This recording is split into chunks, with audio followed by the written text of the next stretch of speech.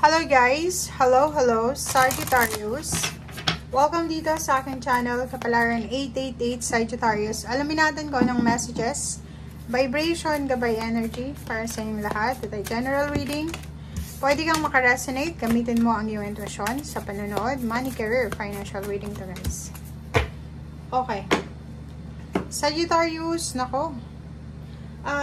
Financially, parang nakikita natin dito sa mga Sagittarius na to is marami kang iniyak. Maraming nangyaring hindi maganda sa financial mong buhay. Siguro past ito or pwedeng present situation. Paki-comment sa comment section. Kasi kung makikita mo dito, siguro na loko ka, na scam ka, sa usaping pera, nawala ng trabaho, unexpected na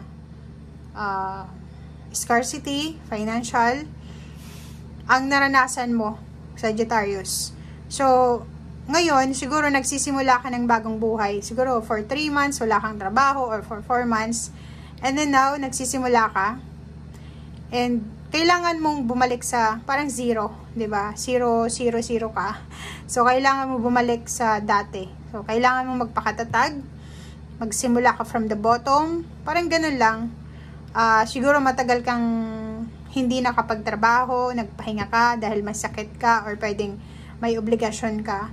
And ngayon, back to work ka. Grinding ulit. So sinasabi ng barahan na kailangan mong magpakatatag, maging courageous, maging strong. Dahil yun ang kailangan mo sa ngayon.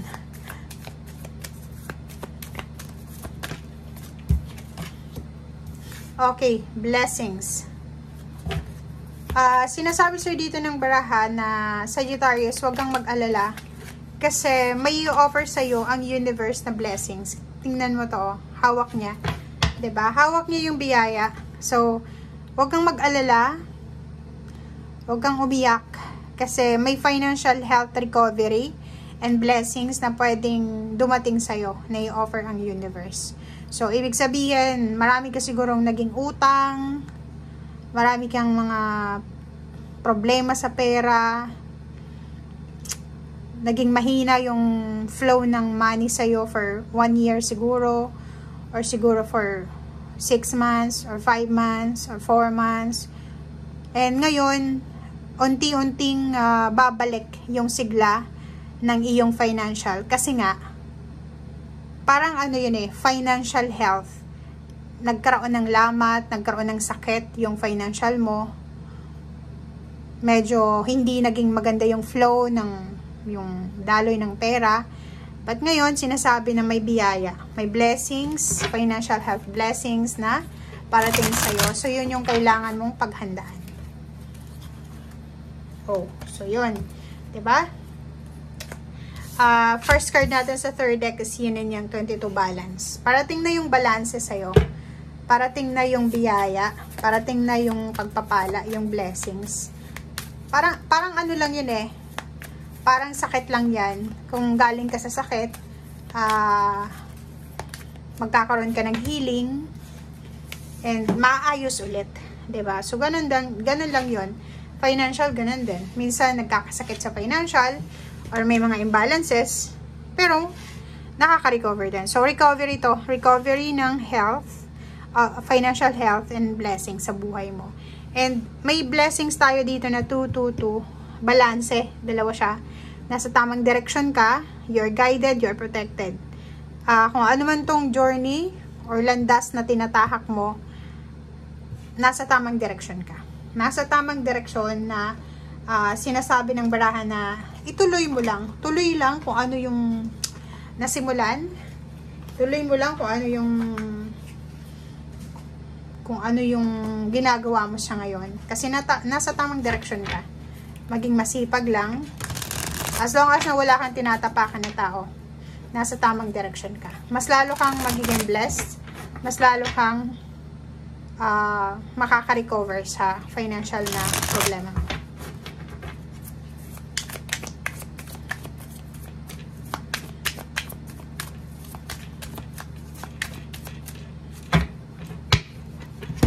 Okay.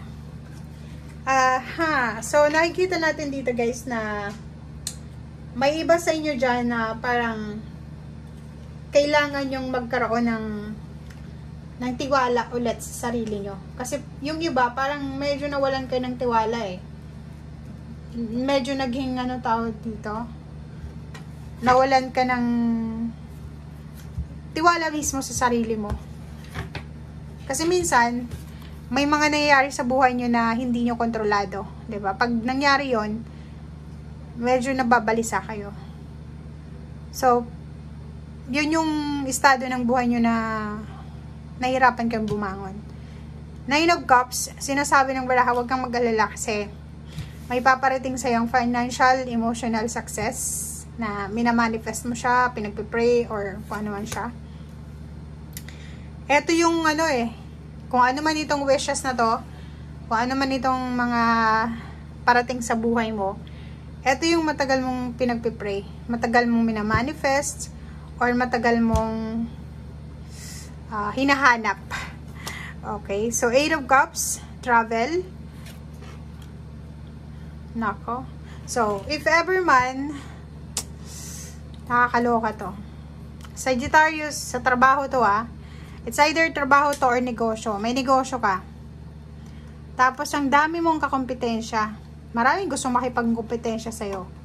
Maraming gustong gumaya ng kung anong ginagawa mo. Ang sinasabi ng baraha sa'yo dito na kontrolin mo ang iyong emosyon. Kontrolin mo ang iyong isip dahil posibleng mawalan ka ng kontrol, magkaroon ka ng kaaway. Lalo sa trabaho Sa trabaho, nakikita ng katrabaho mo na sobrang sipag mo, sobrang magaling ka sa trabaho or pakikisama, maiinggit sila. So, let go. Abandon the situation. Kung may mga taong hinahamon ka para makipaglaban sa kanila, nako, let go, let God, let it flow, pray, i-abandon na mo yung situation. Huwag kang sasali sa anumang klaseng away, kompetisyon. Kasi ang imo ngayon is pagbabago financial blessings, health, and blessing siya. Yan yung balance. So, kailangan mong i-prioritize yung peace and harmony. Kailangan mong i-prioritize yung stability, financial stability. Kung papatol ka sa bawat temptation or papatol ka sa bawat